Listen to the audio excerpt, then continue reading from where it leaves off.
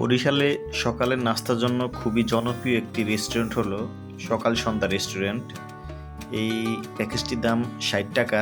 60 টাকায় আপনি 2টি পরোটা, ডাল, সবজি এবং পায়েস পাবেন।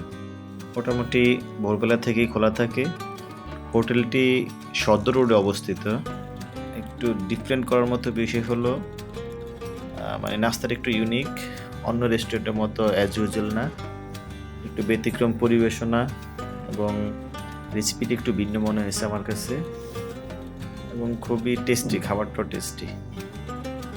প্রাইসটাও রিজনেবল, খাবারটার তুলনায় অন্য হোটেলের সাথে কম্পেয়ার করলে প্রাইসটা খুব একটা বেশি না।